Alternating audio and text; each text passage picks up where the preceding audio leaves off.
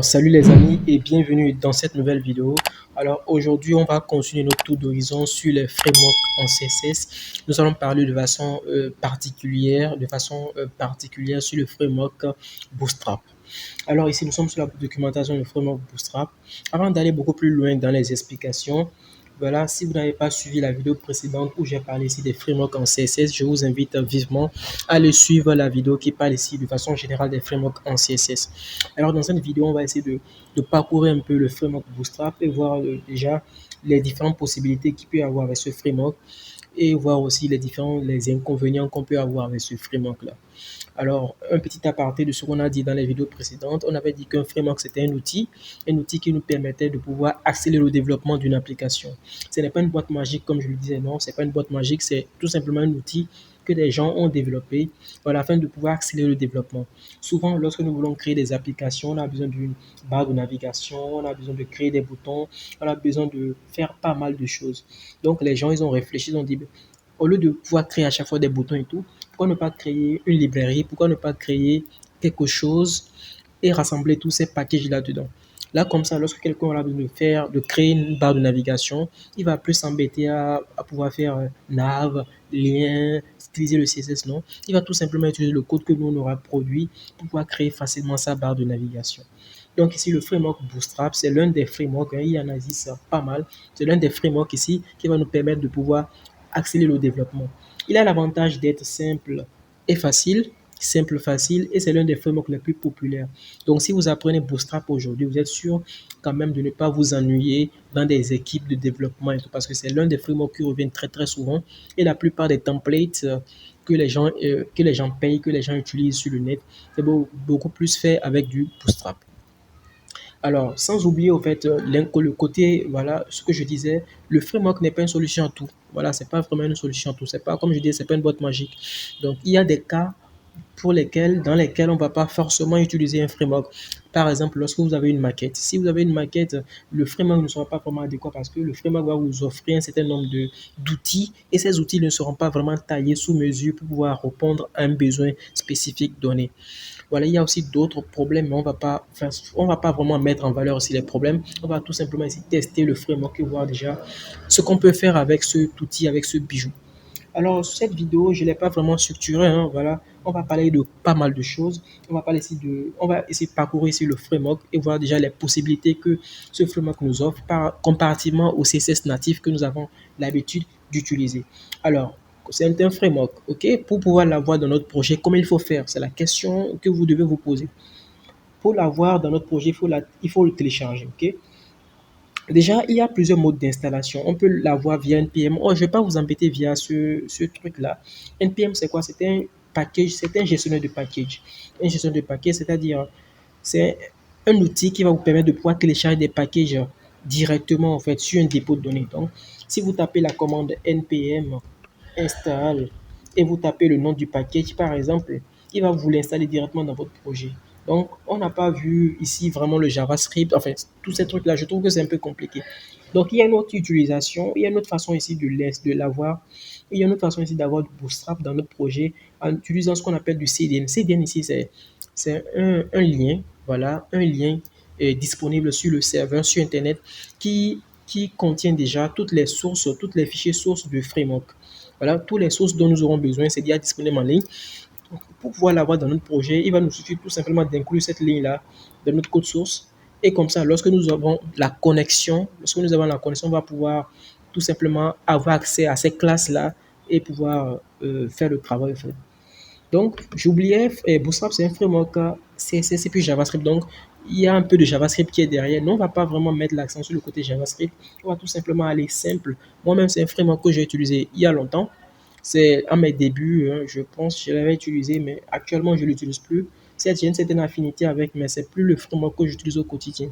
Donc, si vous êtes déjà un pro en Bootstrap, souffrez que je fasse quelques petites erreurs et tout. Là, je ne suis pas un pro en Bootstrap, c'est juste une intro. Voilà. Je ne vais pas trop m'attarder sur des trucs aussi. Le but, c'est de pouvoir découvrir le framework. Comme ça, vous allez peut-être sur d'autres vidéos ou bien vous allez vous référer à la documentation pour plus de détails. Moi, je vais juste vous faire découvrir l'outil. Donc, je disais, pour l'installer, on peut l'avoir soit par NPM, ça c'est beaucoup plus compliqué. On peut aussi l'avoir par CDN. Il y a aussi une troisième méthode ici. on peut la voir par téléchargement. Donc, lorsque vous venez ici par téléchargement, donc vous allez ici télécharger les sources. Donc ici, il y a ici les fichiers compilés HTML et CSS, il y a ici les sources. Donc ici, vous allez prendre ici les sources. Vous allez prendre ici les sources et lancer le téléchargement. Voilà. Bon, moi je l'avais déjà téléchargé et tout, hein, donc voilà, ça s'est encore téléchargé une seconde fois. Donc lorsque c'est téléchargé, vous allez vous rendre ici dans votre dossier. Donc voilà, moi ce que j'avais téléchargé ça. Donc vous allez décompresser ça à l'aide d'un logiciel qui permet, enfin à l'aide d'un logiciel qui permet de faire la décompression. Moi j'utilise ici WinRAR, donc c'est WinRAR ici. Je vais utiliser pour pouvoir décompresser. Donc quand tu décompresses, lorsque vous faites ici clic droit pour décompresser, vous allez pouvoir avoir un dossier comme ceci. Attention, le dossier que vous allez avoir, ça serait, en fait, si vous décompressez, vous aurez un dossier dans le dossier, en fait. Donc à vous de, je sais pas, à vous de pouvoir supprimer ou bien à vous de gérer ça, en tout cas.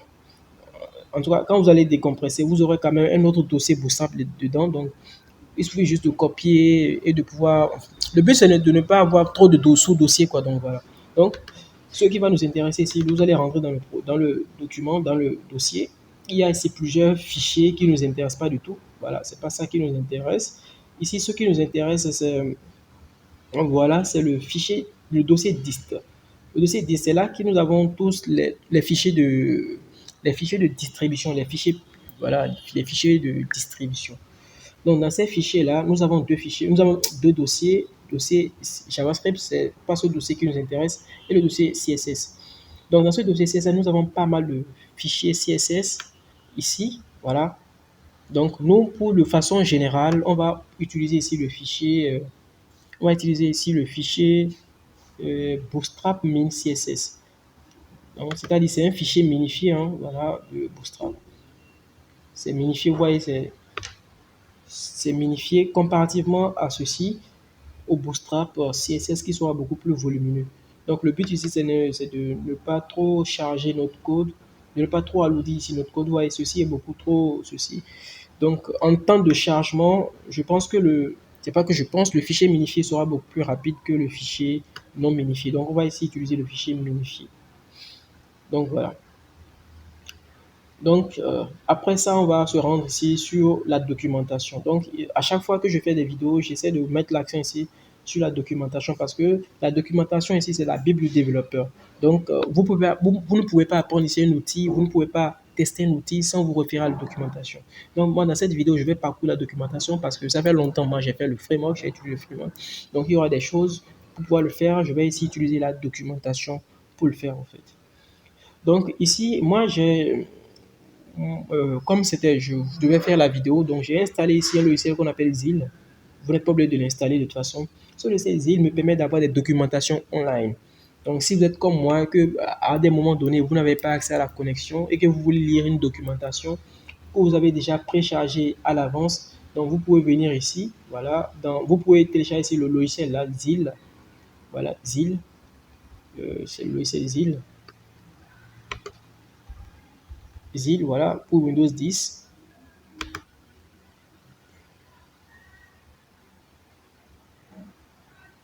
Donc, vous téléchargez ce logiciel-là. Et là, vous avez accès à des documentations de pas mal de trucs. Vous voyez, documentation. Là, vous pouvez lire la documentation même sans avoir la connexion. Bon, donc voilà, moi j'ai téléchargé ici en local la documentation de Bootstrap. Donc vous avez pas à peu près, vous avez exactement la même documentation que là. Donc dans la suite de ce cours, moi je vais utiliser ici la documentation que j'ai en local pour pouvoir faire mes tests au fait. Ok, ça ne gêne pas, je peux toutefois aller sur celui qui est en ligne ici. Ça ne gêne pas en fait. Donc voilà, bon, moi je vais rester ici. Voilà, sur île. Ok, donc ici j'ai mon guide où j'ai tous mes éléments. Donc ici, quand vous rentrez dans le Get Started, ici vous avez tous les éléments que le framework offre. Ici les alertes. J'oublie, c'est de l'anglais en fait, donc vous allez pouvoir gérer ça comme ça. Au pire des cas, vous allez ici transformer la page en français pour avoir plus d'explications. Voilà, vous allez traduire la page en français. Mais comme ceci, il y aura des choses que vous n'allez pas. Enfin, Google va essayer de vous traduire ça, mais c'est pas forcément En tout cas, vous allez comprendre quand même quelque chose, comprendre à quoi sert chaque élément. Mais voilà quoi. Donc, dans l'informatique, il y a l'anglais, donc il faut vraiment s'y préparer quoi. On peut quand même jongler avec ce système-là, mais voilà. Donc ici, on va pas trop tarder sur l'intro. Donc ici, quand vous rentrez dans le guide, vous avez pas mal de trucs que le framework offre, les couleurs, les colonnes, les trucs. On va pas voir tous ces éléments-là, là. On va pas voir tous ces éléments. Je vais juste, voilà, prendre les éléments que nous avons l'habitude d'utiliser. Les couleurs, par exemple, les modèles des boîtes, padding, margin, les flexbox, les grilles, les boutons, les tableaux, les formules, la navigation. Et voilà, voilà, pas mal de trucs. Enfin, les choses que nous avons l'habitude d'utiliser, c'est sur ça on va aller pour pouvoir faire les tests, les cartes et tout. Voilà. Donc ici, on va rentrer dans notre projet. J'ai assez parlé. Voilà, vous m'avez assez écouté. On va rentrer dans le projet. On va mettre ici démo, démo Bootstrap. Donc ici, j'ai créé un dossier, voilà, Bootstrap. Dans ce dossier, j'ai ici importé, j'ai téléchargé voilà, ce dossier-là. J'ai déjà Bootstrap. Je préfère le faire en local parce que comme ça, même si vous n'avez pas la connexion, je sais pas, parce que moi, je suis dans un contexte africain et tout, parfois la connexion, c'est pas accessible. Donc, mieux vaut l'avoir ici en local et travailler au fait que de travailler sur un site indirectement. Donc, le but, c'est de pouvoir faire en sorte que le maximum de personnes puissent utiliser le framework sans vraiment être en difficulté par rapport à ce qu'on appelle, par rapport aux difficultés par rapport à la connexion. Voilà.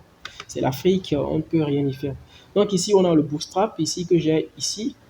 Donc pour avoir Bootstrap dans mon projet, donc avant d'importer mon CSS, je vais d'abord charger le Bootstrap. Donc je vais mettre ici link, d'abord CSS, je vais charger mon CSS.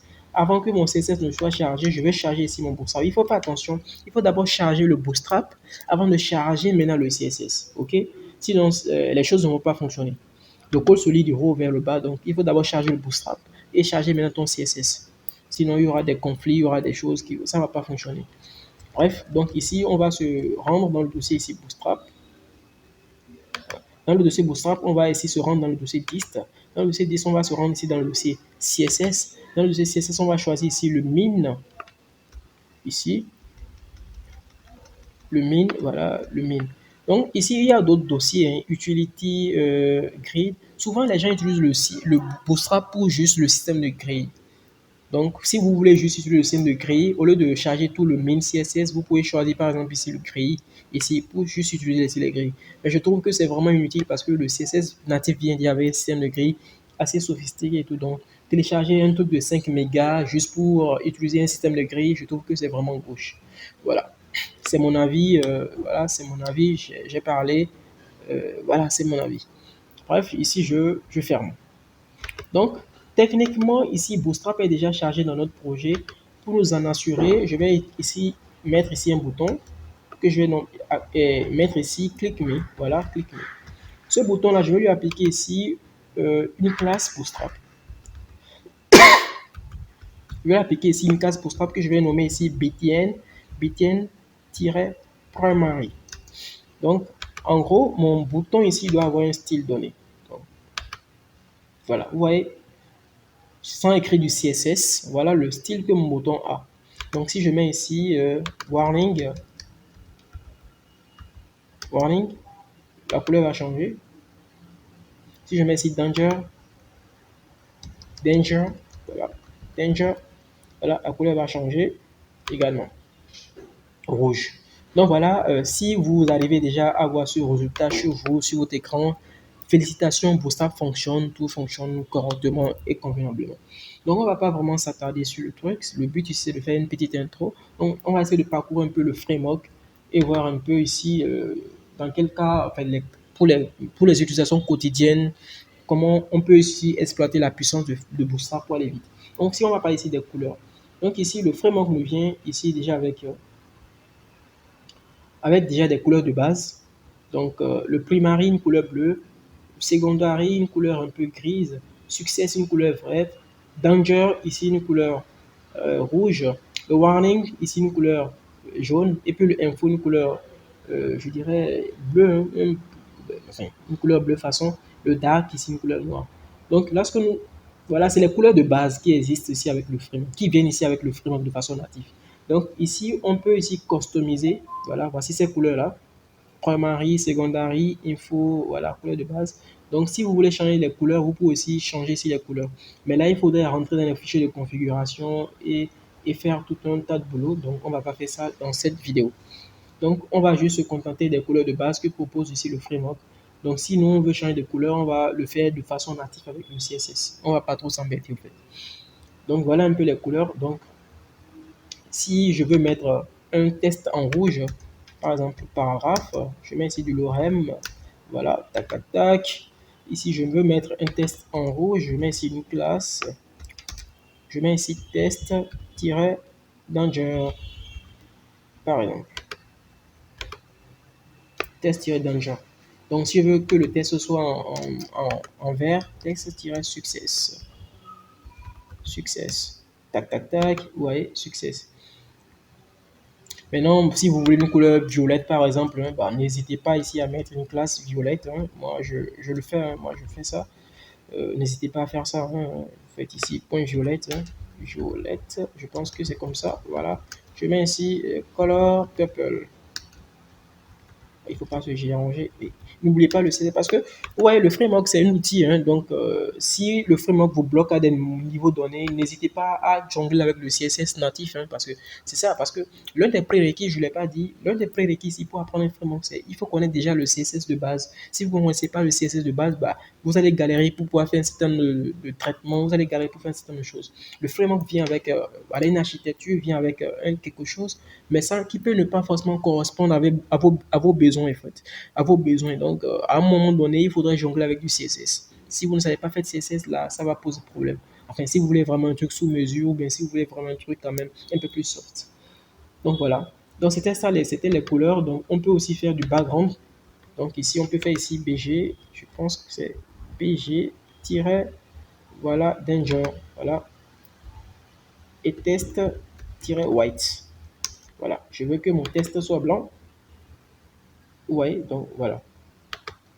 Donc, on n'a plus besoin de s'embêter à faire ici un background, machin, machin. Donc, le framework gère cela automatiquement pour nous. Donc, c'est génial quand même. Donc, cela me permet d'aller vraiment vite. Donc, ça, c'était un peu les couleurs. Voilà, on ne va pas trop s'attarder là-dessus.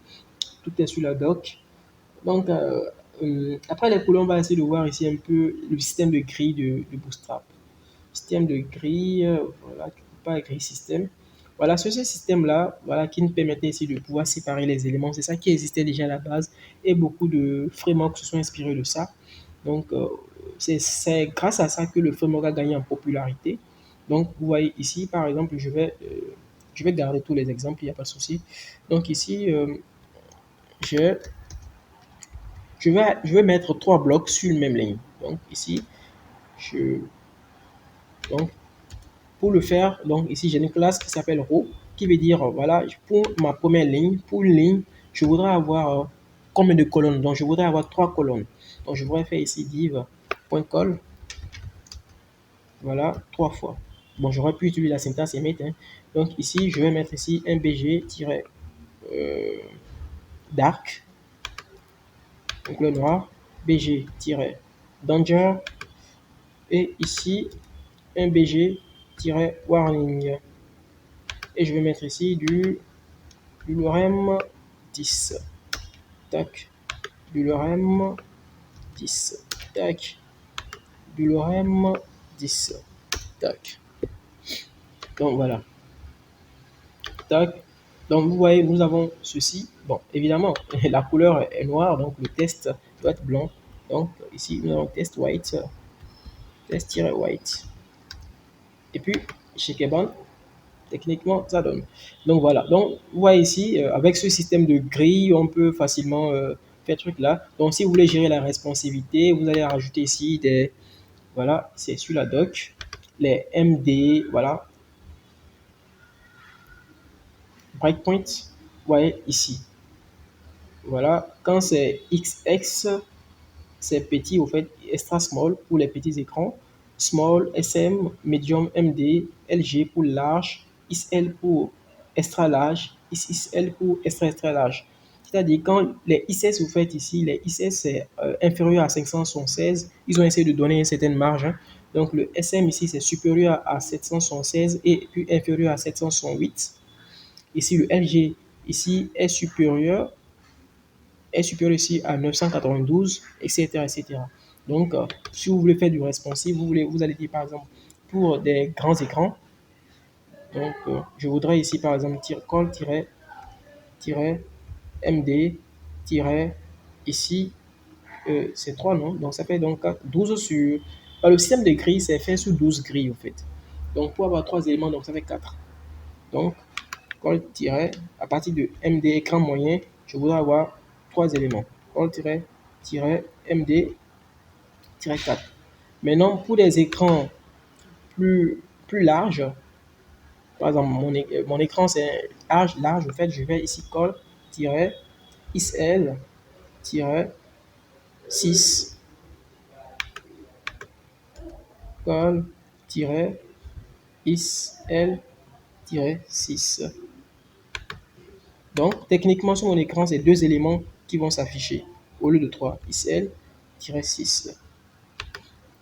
Voilà, je ne me suis pas trompé, j'espère. Voilà, 2 éléments. Et lorsque je vais, je n'ai pas envie de rafraîchir là. Je n'ai pas envie de réduire mon. Je n'ai pas envie de redimensionner en fait.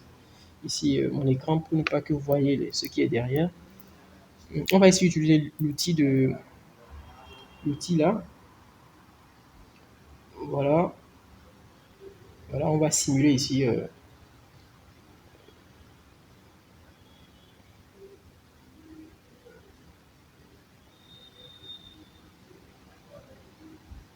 Quand ça traîne comme ça.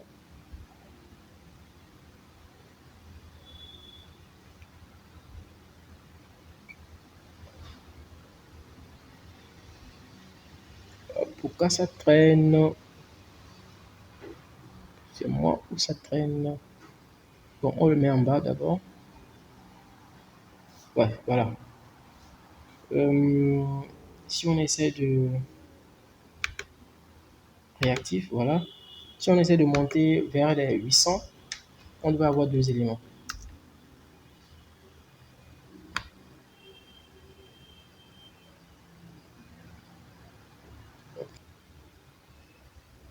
Ouais, voilà, voilà. Ça fait les 3 éléments, ok. Ça fait les 3 éléments. Et puis après, ça devient un élément. Voilà, c'était moi qui n'avais pas vu. Ok. Désolé les gars, on continue. Donc après, ça c'est le système de grille au fait de Bootstrap. Donc il est un peu similaire ici au système de grille natif CSS, mais le système de grille natif CSS est beaucoup plus puissant que ça.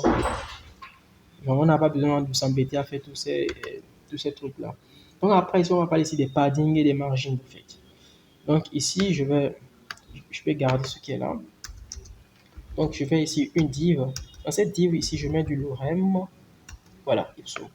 Et voilà. Donc, je peux mettre ici du padding en mettant ici classe. Ici, je mets ici P pour du padding. P- quand je mets le P-5, ça va prendre en compte ici le X et le Y, c'est-à-dire le padding, c'est-à-dire les paddings horizontaux et puis les paddings verticaux. Mais lorsque je mettrai juste le PY, ça va juste prendre en compte les paddings horizontaux. Quand je mettrai ici le padding X, ça prendra juste les paddings. Enfin, l'autre, c'était les paddings verticaux. Les paddings is, maintenant, c'est les paddings horizontaux. Padding is de 3, par exemple. Malheureusement, je n'ai pas ici les valeurs pour savoir quand c'est PX de 3, ce que ça donne à peu près. Donc, voilà, PY de 4.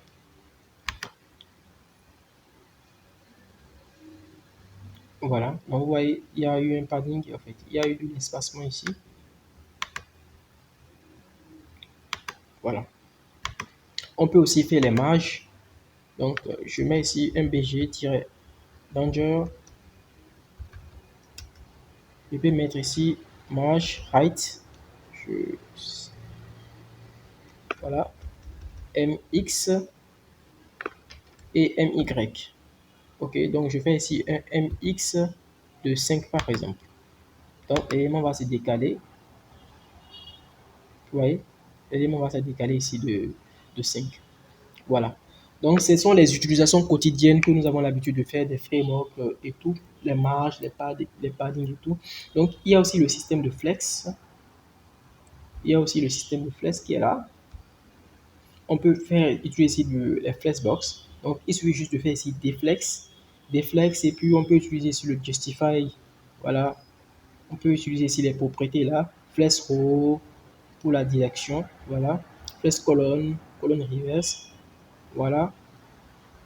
Ici, on peut utiliser ici voilà les directions possibles. On peut le combiner avec les XLMD pour la responsivité. Ici, on peut ajouter ici les Justify Content, Center, voilà, tout ce qu'on a l'habitude de faire de façon au niveau des flex. Donc, on fait ici un deflect Justify Content Center.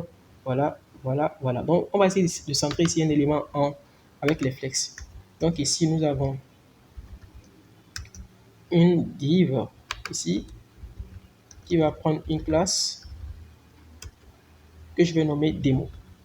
Démo parce que j'ai envie de lui donner ici une hauteur, une largeur. Donc, démo. Je pense qu'on peut définir une hauteur directement dans le, dans le framework. Hein. Hauteur. Width. Bon.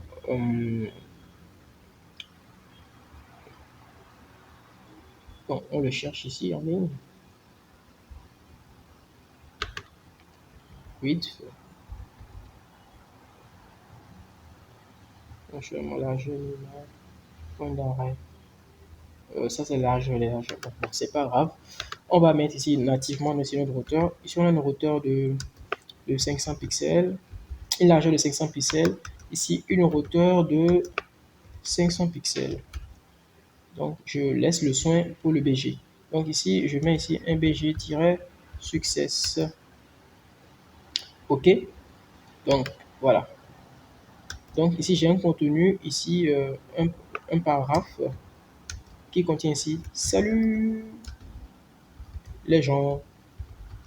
Voilà. Donc, je voudrais centrer ici mon paragraphe. Bon, il a une couleur, je sais pas, il a une couleur blanche de base, normalement. Voilà, couleur blanche. Pour que ça puisse rentrer dans le truc. Test, classe. Voilà. Test-white. Super. Donc ici, moi, je vais retirer ça. Voilà. Donc, je voudrais que ce test-là soit centré sur mon truc. On va ici utiliser le système de flèches. Donc ici, les flèches, comment ça fonctionne? C'est sur les flèches fonctionnent ici sur l'élément parent. Donc, on pilote ici les enfants à partir, on pilote ici les enfants à partir du parent. C'est ce qu'on a vu dans la vidéo. Hein. Donc, si on fait ici un tireflex, voilà, deflex, si un justify content ici, center, pour dire que je veux centrer ici mon élément sur l'axe X, voilà, center. Après, je veux maintenant centrer mon élément, voilà, justify-content, non, items, voilà, align items, aligne, c'est items, alors, voilà, items center, donc aligne item center, pour que l'élément soit centré maintenant verticalement, voilà, voilà, et ça fonctionne. Voilà, et ça fonctionne. Vous voyez, et ça fonctionne. Donc, on peut aussi faire les. Voilà, si je vais étendre un peu, hein, si je dois faire un petit extend. Donc, ici, je suppose que nous avons une div ici et que nous avons des liens. Hein. Donc, on a ici des liens. Voilà, des liens démo. Voilà, on a plusieurs liens. Lorsque je ferai ici classe, une div, lorsque je ferai ici un des-flex, voilà, je peux ici utiliser justify content. Justify content between. Justify content ici, between. OK? Sur tous mes éléments là.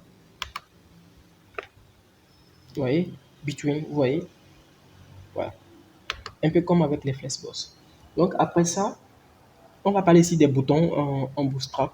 Voilà. On va parler ici des boutons en Bootstrap. Donc il y a sur la doc. Tout est sur la doc. Je n'invente rien en fait.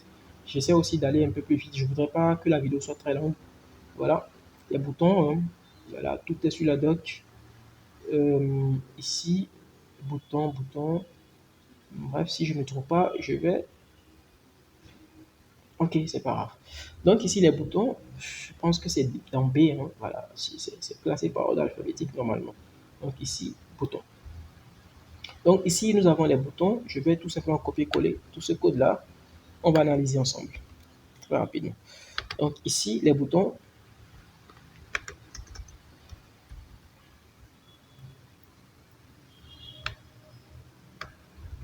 Voilà.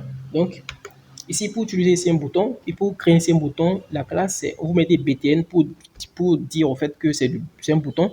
Maintenant, vous spécifiez ici la couleur du bouton en fait. Voilà, btn primary, si c'est une couleur, enfin, vous connaissez déjà avec les couleurs qui sont là. Donc les boutons link et tout. Donc voilà. Souvent, on ne va pas trop s'embêter, bon, à garder le nom des classes. Si vous avez déjà l'habitude, vous voyez, ça sort ici comme ça. Si vous utilisez déjà deux, trois fois les classes là, vous allez vous habituer à leur nom, en fait. Mais de base, pour une première fois, vous pouvez tout simplement aller copier-coller le code. C'est pas un crime en développement. Vous pouvez aller copier-coller le code et travailler, au fait. C'est un framework, la documentation est là pour ça. Donc, au fur et à mesure que vous allez exploiter le framework, vous allez pouvoir garder le nom de quelques classes et tout. Ok, on continue. Donc après les boutons, on va parler ici des tableaux. Donc les tableaux, c'est l'un des éléments voilà, qu'on utilise aussi beaucoup. Très souvent, hein, on veut ranger nos éléments par ordre alphabétique. Enfin, on veut ranger quand même nos éléments dans des tableaux. Donc ici, avec Bootstrap, on ne va pas aussi trop s'embêter. Lorsque nous allons dans l'onglet Table, vous voyez, on a déjà des tableaux prédéfinis qui sont déjà là pour nous. Il suffit juste de les copier-coller. Voilà, le code est là. On le prend et paf, voilà. Donc ici, le tableau par défaut, il y a un certain nombre de paramètres ici qu'on peut mettre, voilà, pour pouvoir ici mettre des couleurs. Vous voyez, table primary, table primary, on a un tableau ici qui aura cette couleur là, etc., etc. Voilà, on a des tableaux de ce format là, table, DAC, striped, donc de ce format. Donc si le format vous intéresse, vous prenez juste le premier cas qui est là. Donc on prend juste le premier cas. Voilà. Donc on le met dans notre code. On le met dans notre code. Donc ici, pour que la magie opère, il faut juste mettre la classe table et ici, voilà, mettre. Bon, souvent, ce truc-là, on n'en a pas vraiment besoin. On peut s'en passer. Bon, voilà, c'est la structure du tableau qui est comme ceci. Donc voilà, nous avons ici notre tableau, comme cela. Si on veut un tableau primary, on va mettre ici table-primary.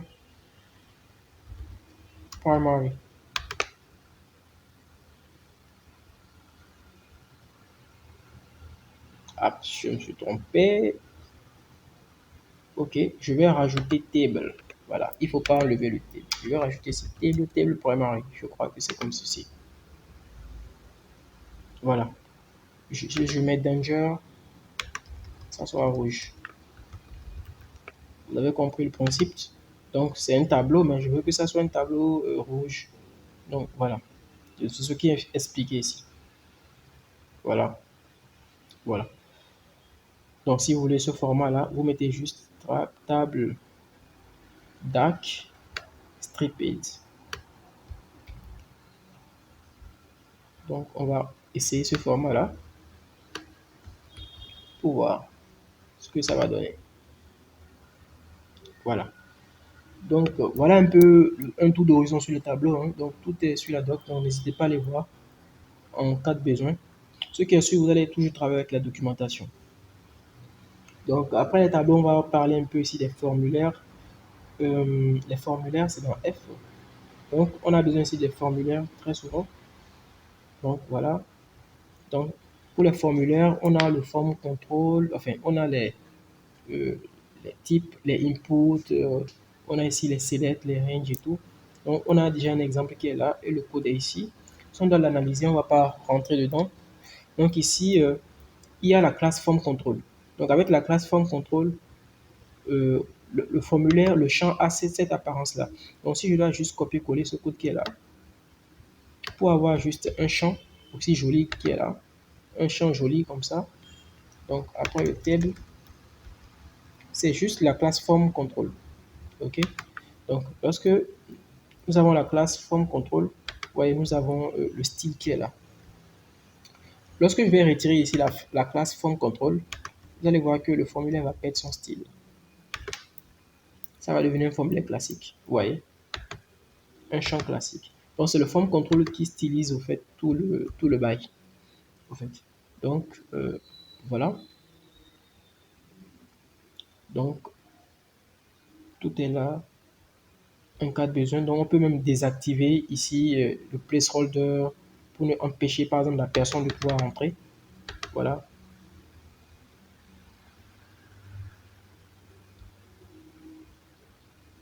Donc, ici, nous avons le test ARIA qui est là. Donc, il y a le form control pour les tests ARIA. C'est aussi form control. Voilà, nous avons ici la taille d'un formulaire, la taille d'un champ. Lorsque vous mettez form control LG, SM, vous voyez, on peut désactiver. On veut du read only. Voilà, on peut lire juste les informations. Donc, on a plusieurs dispositions. Ici, les inputs de type file. Donc, si vous voulez un truc comme ça, voilà, vous mettez juste ici form-control pour le file. Où est le file? Le file, c'est où?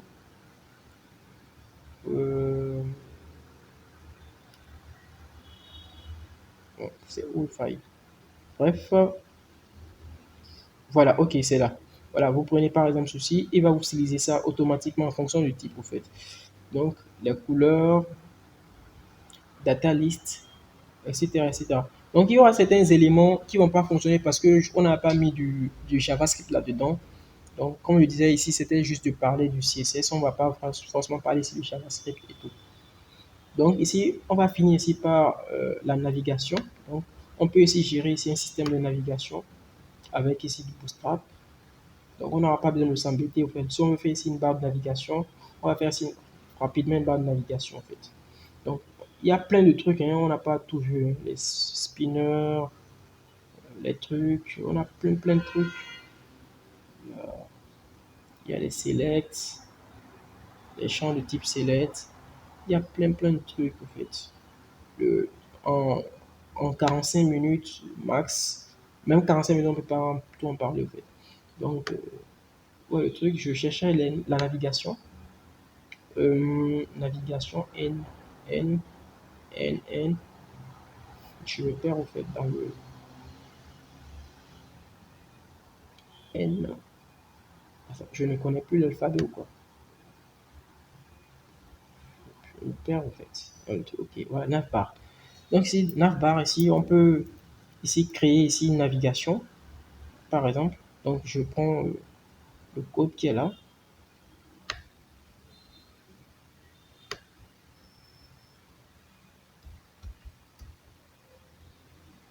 Bon, très souvent, il y a un problème avec la copie là. Je vais rajouter ça à la fin. Je vais rajouter l'élément qui manque à la fin. Donc, voilà.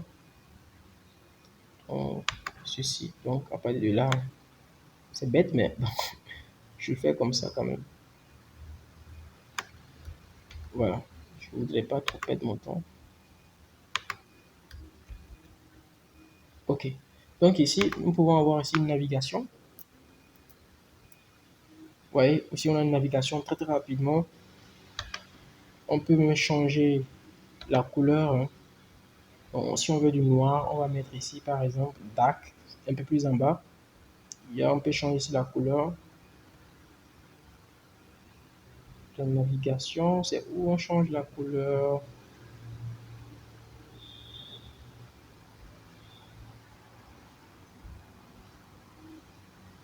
C'est quelque part en bas.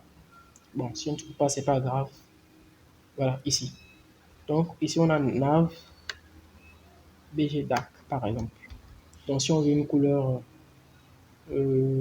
noire, donc ici, light.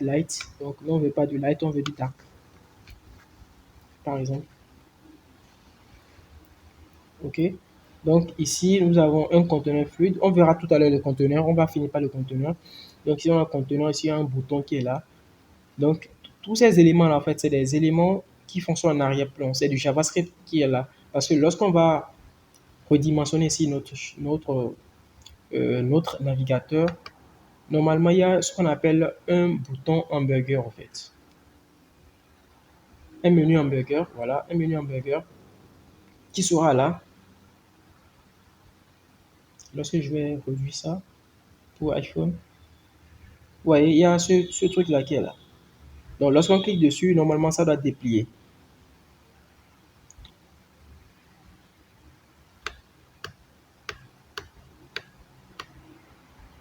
C'est vraiment pénible de scroller avec ce truc-là. Bon, vous avez compris le principe, hein. Donc, on appelle ça un menu hamburger. Hop, Seigneur. Donc, vous voyez ce truc-là, vous voyez, il a caché les autres éléments. Et quand on clique dessus, normalement, ça doit afficher les éléments. Comme on n'a pas cherché le JavaScript, cela ne va pas fonctionner en fait. Donc, voilà. Donc, tout est sur la doc. Les amis, n'hésitez pas à faire un tour sur la doc. Pour ça, c'est un framework vraiment facile. Si vous voulez quelque chose, vous allez sur la doc, vous voyez ce que vous voulez, vous changez, vous customisez. Donc, cela suppose que vous avez quand même des connaissances en HTML, CSS. Donc, vous n'allez pas savoir que, voilà, ceci c'est un lien, ceci c'est un souci, voilà. Il ne suffit pas juste d'aller faire des copier-coller. Vous copiez-coller, donc vous analysez un peu, vous l'adaptez à vos besoins. Par exemple, ici, je mets ici, là où ils ont mis navbar, je mets ici mon super site, mon super site. Ici, je mets accueil, accueil. Je mets ici accueil, accueil. Et puis après accueil, je mets ici par exemple service à propos. Vous comprenez bien le principe? Ici, service à propos. Donc, vous voyez, accueil, service. Bon, ça n'a pas chargé service. Il a chargé accueil deux fois. Bon, il faut actualiser. Donc voilà. Donc voilà. Donc ici, il y a des boutons. Par exemple, ça c'est le drop-down. Ça, cela ne peut pas fonctionner parce qu'on n'a pas le JavaScript. Donc ici, on peut désactiver des liens, on peut les activer. C'est ce qui est là sur la documentation. Bon, c'est ce qui est ici, qui est le active et puis ici le disabled. Voilà, disabled au niveau de, voilà, désactivé. Lorsqu'on va enlever le disabled, l'élément sera maintenant actif. Voilà, maintenant l'élément est actif. Donc, pour finir, on va finir avec le conteneur. En fait, c'est quoi le conteneur? Le conteneur, c'est tout simplement un élément qui va embarquer tout simplement, qui va contenir notre code, qui va contenir ici nos éléments. Souvent, nos applications sont à l'intérieur des conteneurs, au fait. Nos applications sont ici à l'intérieur des conteneurs.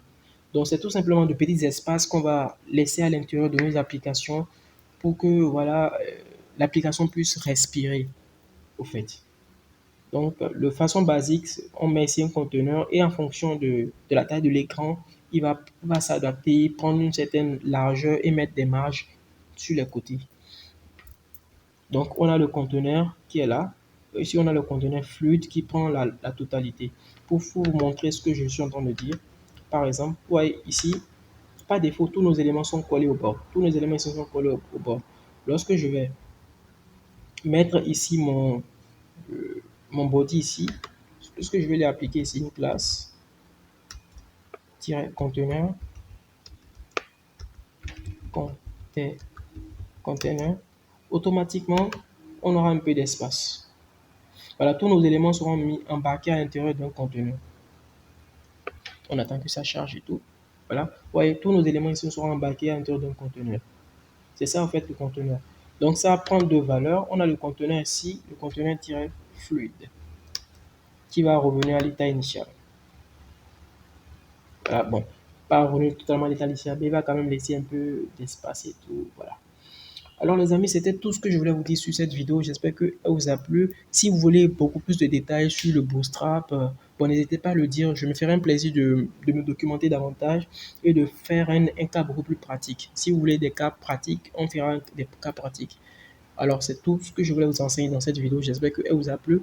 J'espère que vous avez quand même vu un peu c'est quoi le framework et tout. Vous avez découvert un peu, parce que ici c'était une découverte. J'espère que vous avez pu découvrir le framework et tout. J'espère que cela vous a donné aussi envie de tester le framework. Si cela ne vous a pas donné envie de tester le framework, c'est pas grave. Euh, je ferai une autre vidéo sur notre framework, le framework Tailwind CSS, le framework que j'utilise au quotidien. Donc là, j'aurai beaucoup plus de facilité à mieux expliquer les choses, au fait. Donc les amis, c'était tout. Si vous avez aimé, likez, partagez la vidéo à vos amis, à des personnes qui sont intéressées par le développement web, par le bootstrap. Voilà, même si vous n'avez pas aimé, faites quand même quelque chose. Cela va nous aider beaucoup plus pour le référencement. Alors, c'est peut-être tout pour cette vidéo et je vous dis à plus pour de très très nouvelles vidéos. Ciao et paix sur vous, les amis.